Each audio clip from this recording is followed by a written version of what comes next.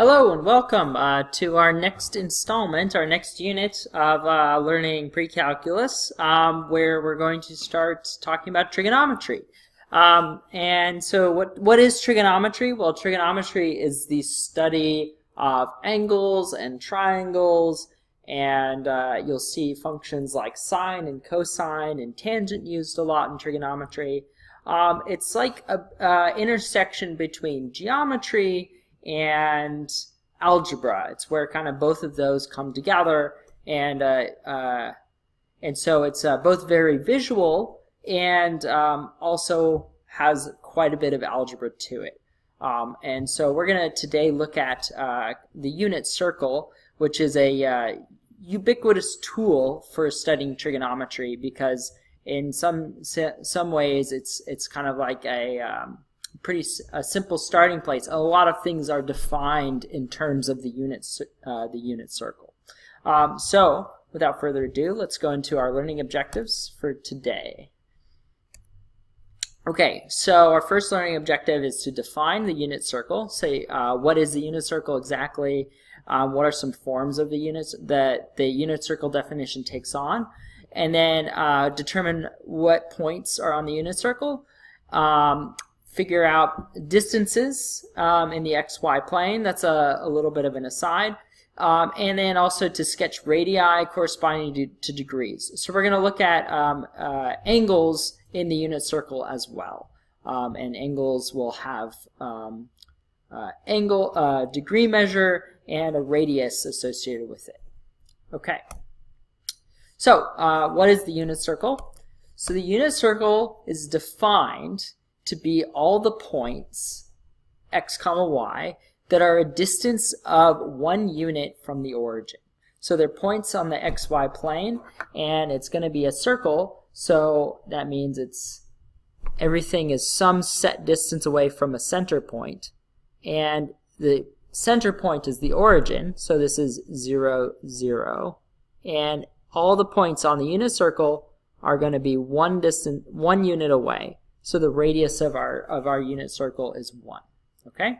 So another way to frame this is with algebra, with an equation.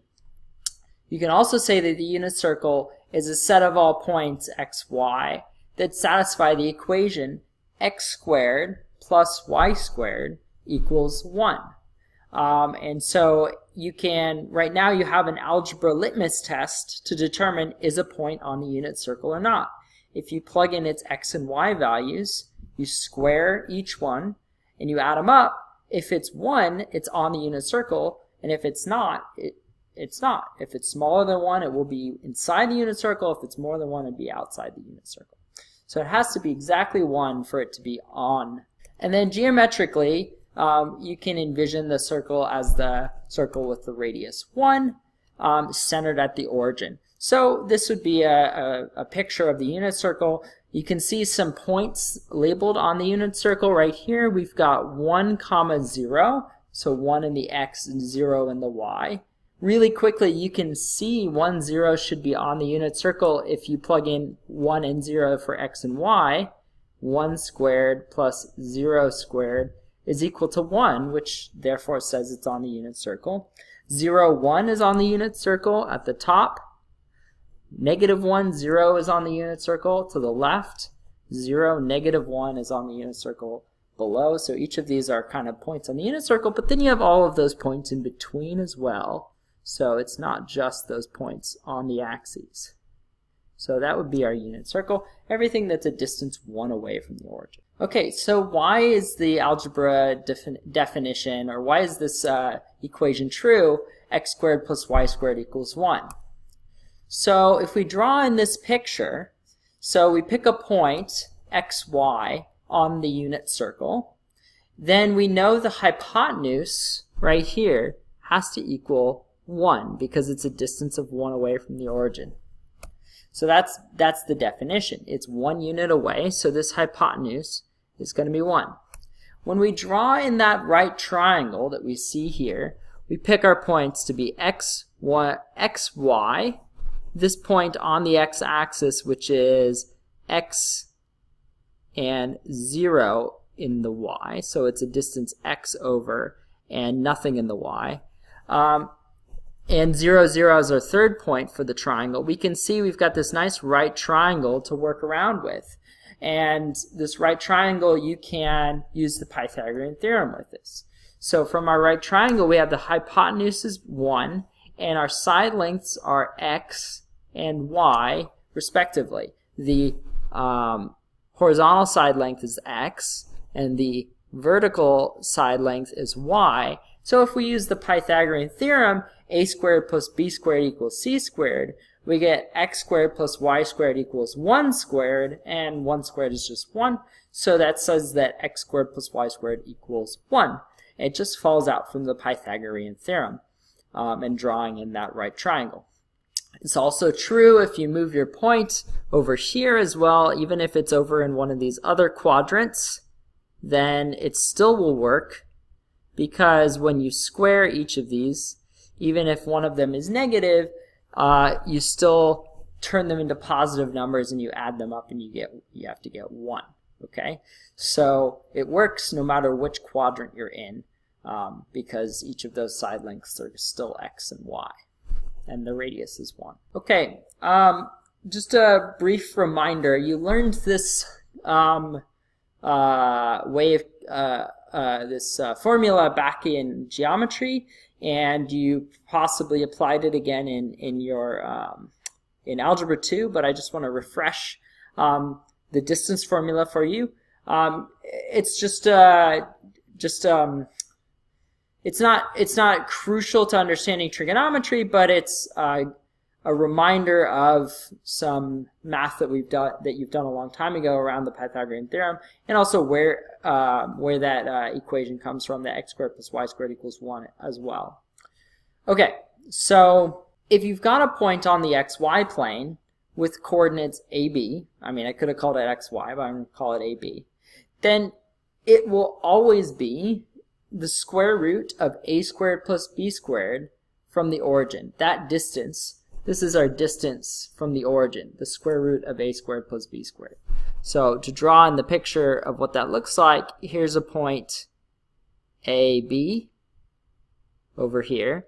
If I sketch in the right triangle, and you're interested in computing what this distance is, we'll call this d for distance.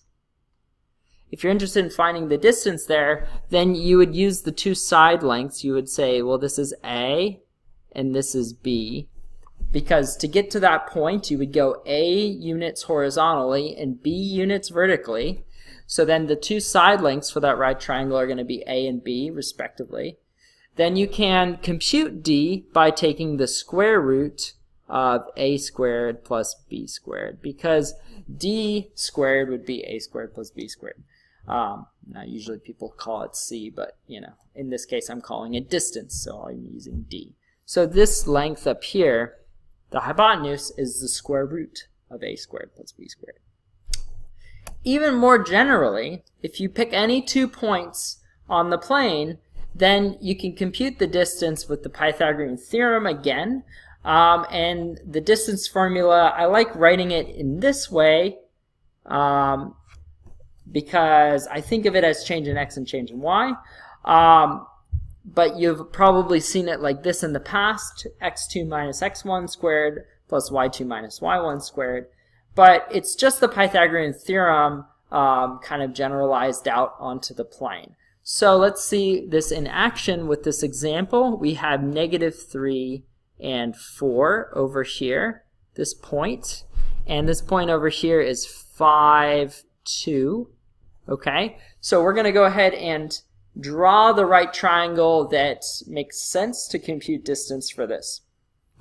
So if I draw on a right triangle right here and right here, here's my right triangle now, we can see the associated side lengths of the right triangle and then compute the hypotenuse of this right triangle using the distance formula. So the side length right here is the change in y. This is change in y.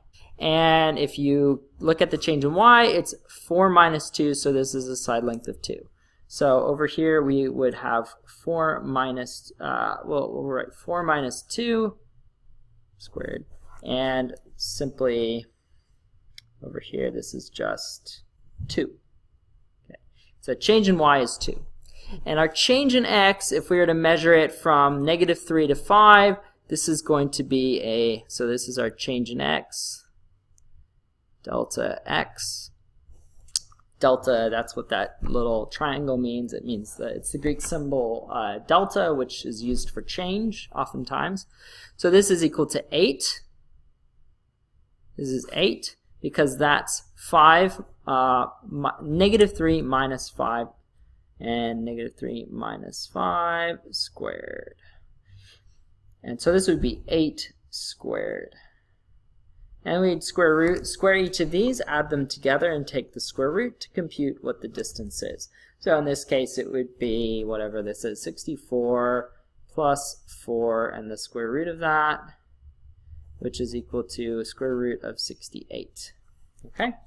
And you could probably simplify that radical, but I'm not going to worry about it for this example. Yeah, what would it be? It would be like 2 root 17, I think. Correct me if I'm wrong, but I think that's what it is, simplified. But that would be the distance. It just comes out from drawing in that right triangle and the Pythagorean theorem.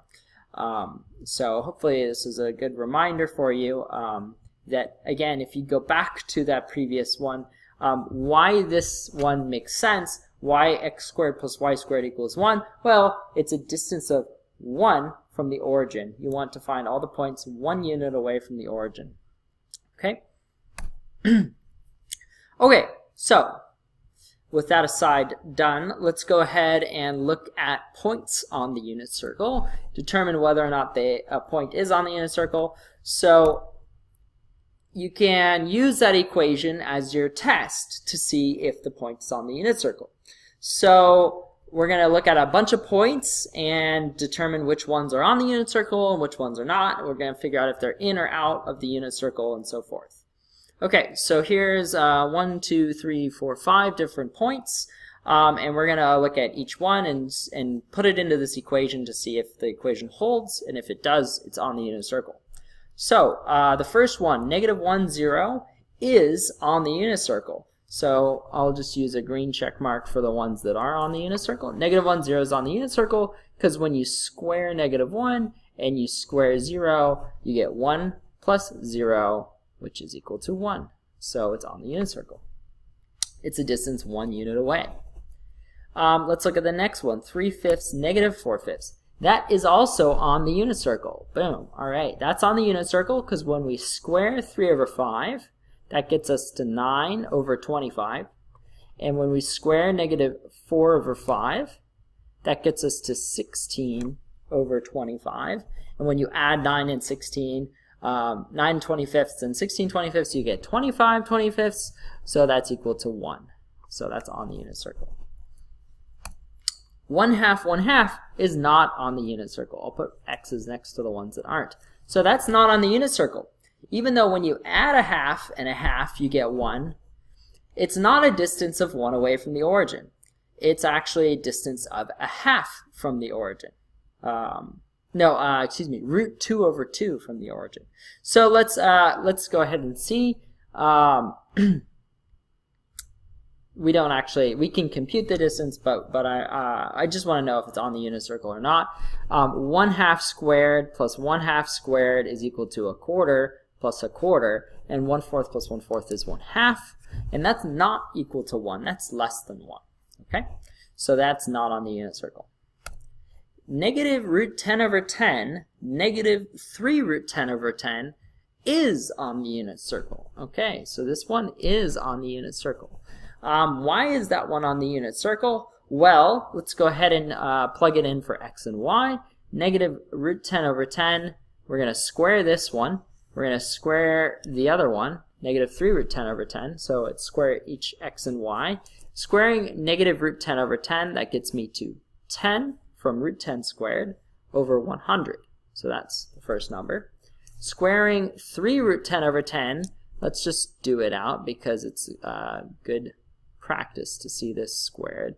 3√10/10 squared is going to equal 3 times root 10 times 3 times root 10 over 100. So we can group those things at the top, and you can see you have 3 times 3, which is equal to 9, root 10 times root 10, which is equal to 10, so that's equal to 90. So that's how we get 90 over 100. Add 10 over 100 and 90 over 100, you get 100 over 100, which is equal to 1. So it's on the unit circle.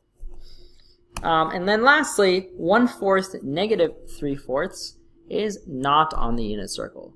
So that one's not on the unit circle. We try squaring each. Squaring 1/4 gets us to 1/16. Squaring negative 3/4 gets us 9 over 16. 3 times 3 is 9, 4 times 4 is 16, and that's 10 over 16, which is less than 1, and that's so it's not on the unit circle. Okay, so where do these points live? Let's go ahead and just sketch them all out in Desmos, and we can see where they are. So here we've got negative 1, 0. We've got, I believe this one, purple, that's negative root 10 over 10, negative 3 root 10 over 10. Green, which is 3/5, negative 4/5, so that's right there. And then, let's make this a little bigger. Projector mode, okay. And then we've got those 2 points that are not on the unit circle that are inside. We have 1/2 is inside of the unit circle. Remember, it's when we squared each one up and added it together, we got a number smaller than 1, so it means it's inside the unit circle. And then this other one, 1/4 negative 3/4, that point was inside the unit circle as well. We got 10 over 16 when we squared each and added them up. So you can see a point inside the unit circle in its interior when you square each of them, add them together, square each coordinate, add them together, and you get something smaller than 1. It's going to be outside the unit circle, it's going to be out here. If you square each of them, add them together, you get something bigger than 1. And it's exactly on the unit circle when it's a distance of 1 away from the origin. When you square each of them, add them together, and get 1 exactly. Okay, square each coordinate. Okay, that's kind of the meat of the lesson. The last little bit is going to be talking about angles, and so let's go on to that. So every angle, and we'll talk about angles are, what angles are, is going to be associated with a particular radius on the unit circle. So a radius is a line, oops, let's go back. So a radius is a line segment connecting the center to the circle itself. So that would be a radius. And so an angle is going to be associated with the radius. When we measure angles, they're going to typically be measured in degrees or radians. We'll talk about radians later in a future lesson, where one of the rays is going to be on the positive x-axis, like this. So we have one ray on the positive x-axis, and then the other ray is going to be determining that angle. And so you measure the angle from the positive x-axis, and measure this direction would be in a positive direction. So as you move your terminal side, so as you move this terminal side, your angle increases as you move it counterclockwise. So this direction is counterclockwise. So this is the counterclockwise direction. And if you move it clockwise, if you move it the other direction, so if we go this way, clockwise, the angle will decrease. So the angle decreases. And so clockwise means go negative, oops, clockwise means go negative, and counterclockwise means go positive, okay? So you can, from this, kind of sketch some angles. I'm going to show you some key angles on the unit circle in a moment. So here's our unit circle. And some radii sketched in corresponding to specific angles. So if our radius is our angle is 0, then that means that we make a 0-degree angle, so that's no angle at all, with the positive x-axis. So 0 degrees corresponds to this radius that's on the positive x-axis. This is 0 degrees. if we make a 90-degree angle with the positive x-axis, that means we're going directly up. And so this radius is corresponding to 90 degrees.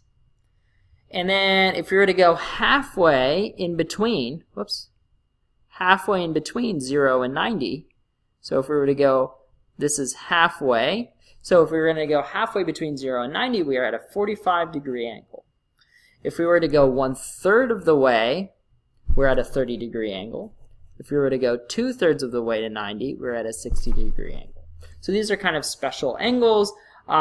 We go 30 degrees, we go 60 degrees, we go 90 degrees, or if we were to go half of 90, we go 45. So we're cutting these angles into nice chunks that are fractions of each other. Okay, so this would be 1/3 of 90 degrees. If you were to go 30 degrees, and if you go 60 degrees, that's 2/3 of 90 degrees, so forth. Now, if you go 90 and then another 90, you're out to 180. So directly opposite from 0 degrees would be 180 degrees. Okay, so you can also imagine this as a direction. If you're facing this direction and you go 180 degrees, you're going to face the opposite direction from that.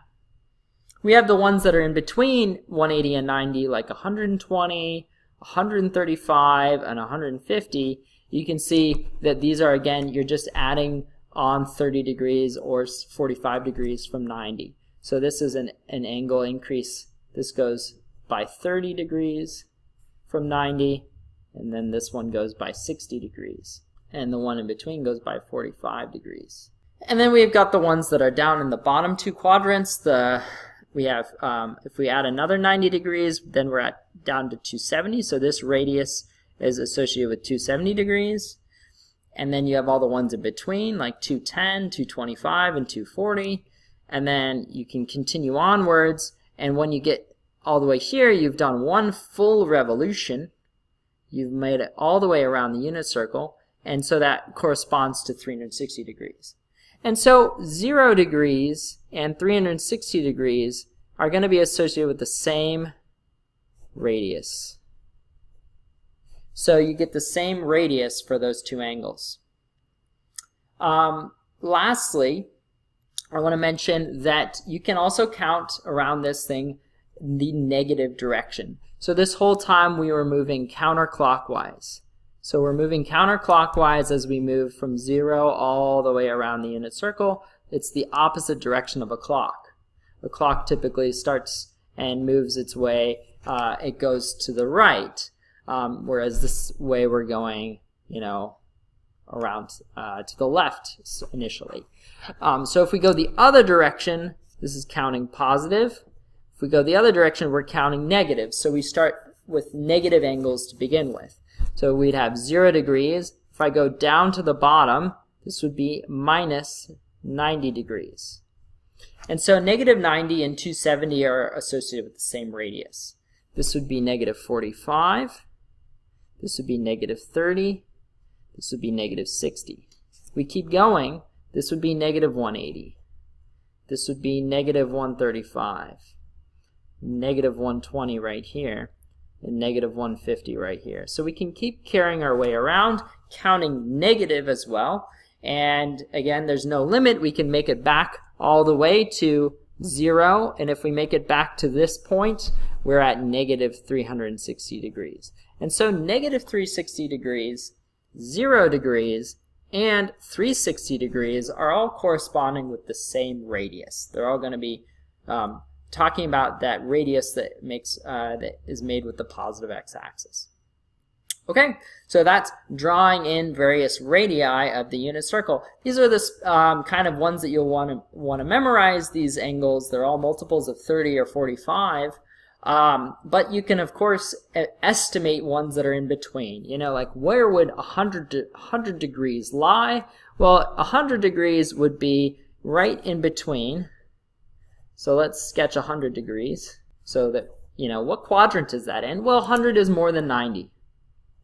It's more than 90, and it's less than 180. It's less than 180. So it's in quadrant 2, right?